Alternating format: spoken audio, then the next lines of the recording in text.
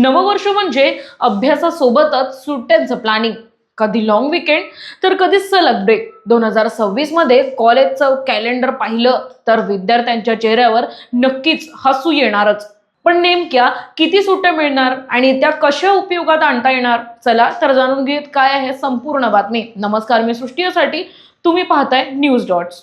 सावित्रीबाई फुले पुणे विद्यापीठ आणि त्याच्याशी संलग्न असलेल्या महाविद्यालय व शैक्षणिक संस्थांसाठी 2026 वर्षाचं सुट्ट्यांचं अधिकृत वेळापत्रक जाहीर झाले। या वेळापत्रकानुसार नव्या वर्षात तब्बल 25 शासकीय सुट्ट्या मिळणार असून यात रविवारच्या साप्ताहिक सुट्ट्यांचा समावेश नाही। विशेष म्हणजे महाशिवरात्री आणि दिवाळी लक्ष्मीपूजन या दोन महत्त्वाच्या सुट्ट्या रविवारी आल्यामुळे त्या वेगळ्या सुट्ट्यांमध्ये धरल्या जाणार नाहीत। तरीही एकूण सुट्ट्यांची संख्या समाधानकारक आहे। विद्यापीठाच्या कार्यालयांना दर रविवारी तसेच महिन्याच्या पहिल्या आणि तिसऱ्या शनिवारी सुट्टी असते, त्यामुळे त्या दिवशी विद्यापीठाचे कामकाज पूर्णपणे बंद राहणार आहे। याशिवाय महाविद्यालयांना नेहमीप्रमाणे उन्हाळी सुट्ट्या आणि दिवाळीच्या सुट्ट्यांचाही लाभ मिळणार आहे। यामुळे 2026 मध्ये विद्यार्थ्यांना, प्राध्यापकांना आणि कर्मचाऱ्यांना सुट्ट्यांचा भरपूर आनंद घेता येणार आहे। तब्बल 10 शासकीय सुट्ट्या अशा आहेत ज्या शनिवार, रविवार आणि सोमवारला जोडून येतात।